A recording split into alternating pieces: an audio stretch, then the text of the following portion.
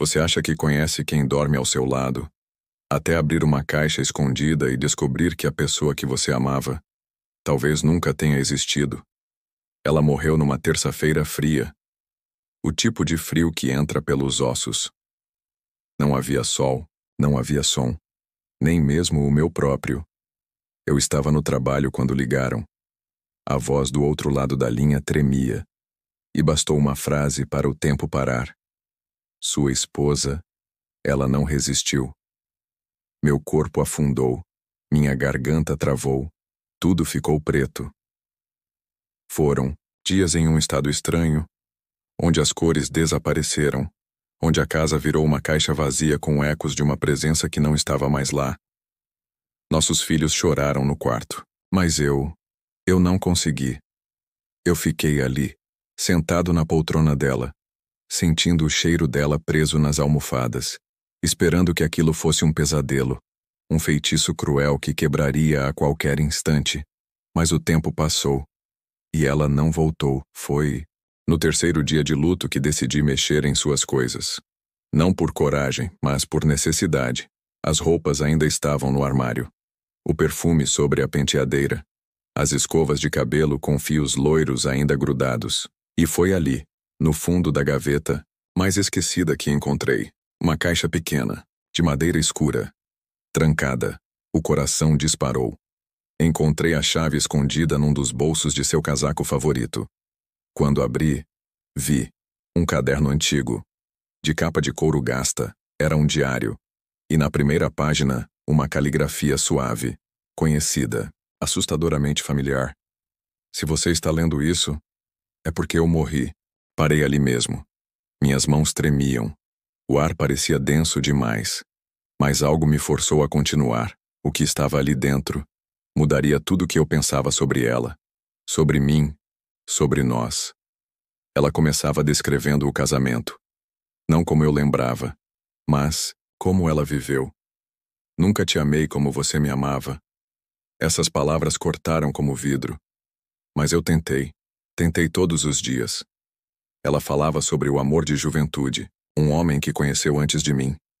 Ele era minha tempestade, minha perdição e minha maldição. Contou como ele a deixou, como destruiu o coração dela e a deixou vazia, e como depois disso, eu apareci. Você foi meu refúgio. Eu não te amava, mas me sentia segura ao seu lado.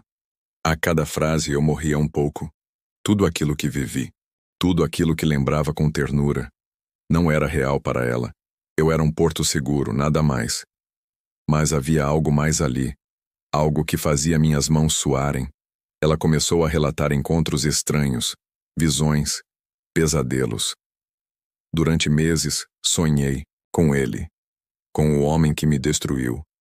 Mas nos sonhos, ele não estava mais vivo. Ele me chamava. Dizia que me esperava. Do outro lado. E toda vez que eu acordava, seu rosto se apagava mais da minha mente, e o dele voltava a brilhar. A escrita começava a mudar, ficava instável, como se ela escrevesse com pressa. Eu comecei a ver ele nas esquinas, nas vitrines, em pesadelos, acordada. Você não percebia. Mas ele estava ali, sempre ali.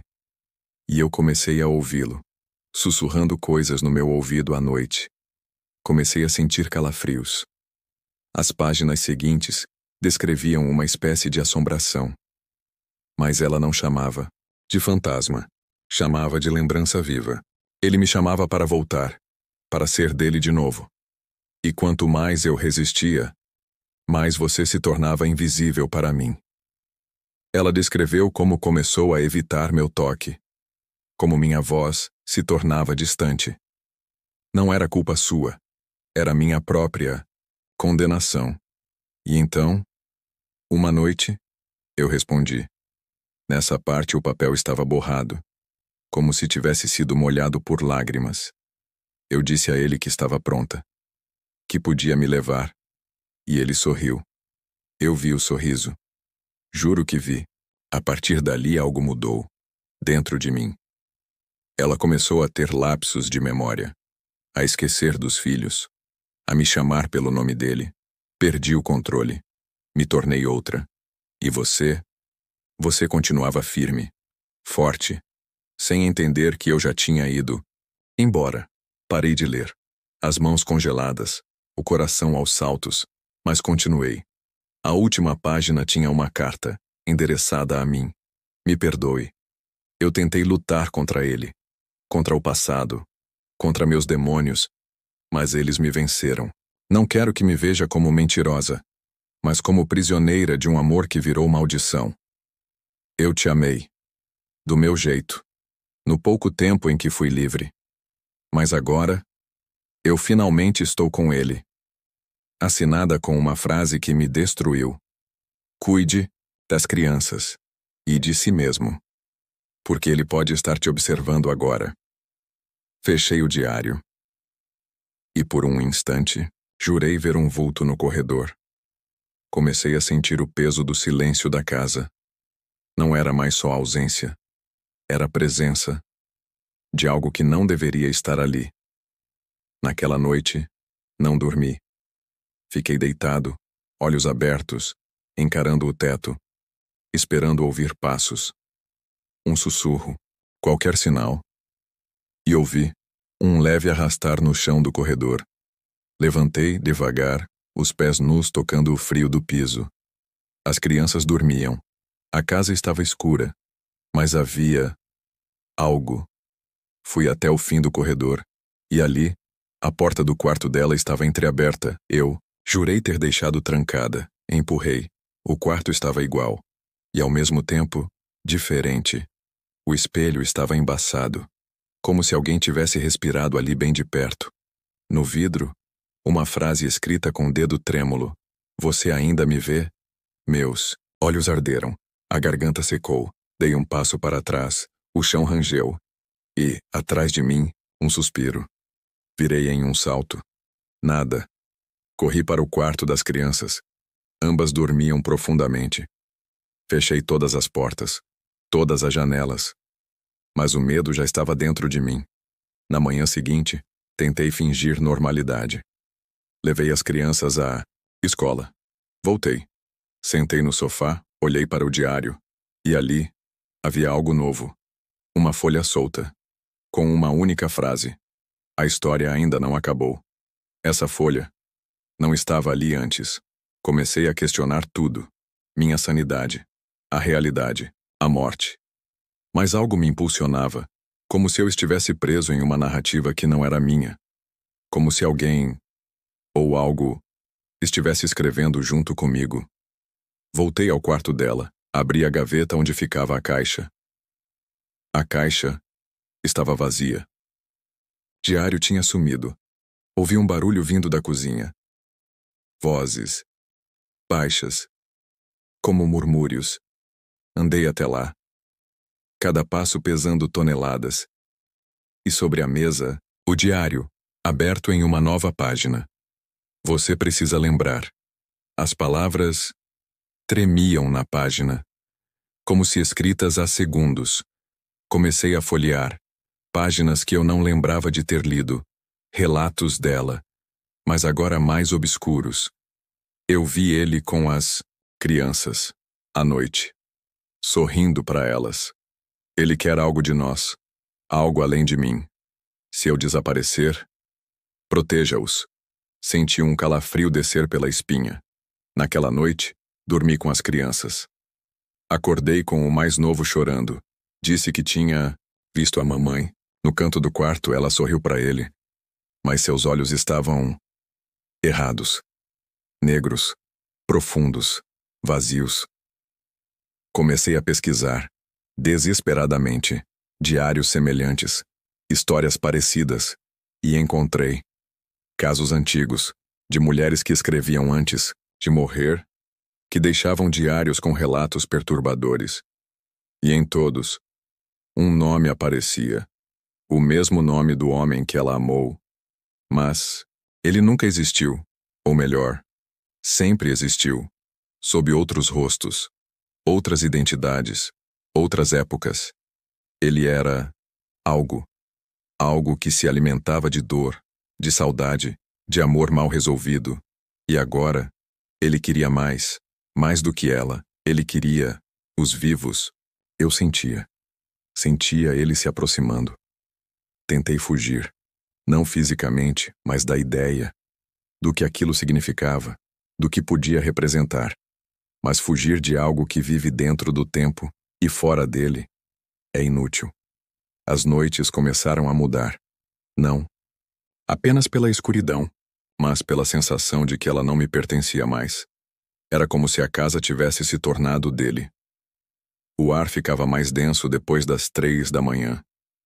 Os relógios paravam exatamente nesse horário. Todos. Até o do micro-ondas. Uma madrugada, acordei, com o som de risadas. Risadas infantis. Levantei assustado, achando que os meninos estavam acordados. Mas ao chegar ao quarto deles, vi os dois dormindo profundamente. As risadas ainda ecoavam, mas agora vinham debaixo da cama. Ajoelhei devagar, o coração martelando no peito. Levantei o lençol pendurado e não havia nada. Mas por um segundo, vi algo que me gelou por inteiro. Um par de olhos, negros, sem pálpebras, me encarando no reflexo do espelho no guarda-roupa. E desapareceram. Naquela noite, quebrei todos os espelhos da casa. O diário sumia e voltava. Sempre com novas páginas, sempre com frases escritas como se estivessem me observando. Ele se alimenta da lembrança. Quanto mais você tenta esquecer, mais forte ele fica. Não, fale o nome dele, nunca. Ou ele vem. As crianças começaram a mudar. O mais velho, que antes era comunicativo, ficou silencioso. Desenhava sempre o mesmo rosto, sem boca. Olhos negros. Um sorriso feito de cicatrizes. O mais novo passou a dormir no canto do quarto, virado para a parede. Disse que o homem que a mamãe ama não gosta que ele olhe diretamente. Eu tentei levar eles para fora. Tentei sair da casa. Mas sempre acontecia algo. O carro não funcionava. A rua desaparecia em uma névoa densa assim que tentávamos partir. Era como se estivéssemos presos em um espaço entre o mundo real e o dele. Comecei a registrar tudo. Fotografar, gravar áudios. E foi aí que percebi o pior. Nas gravações, sempre havia uma segunda voz, baixa, sussurrada, quase imperceptível.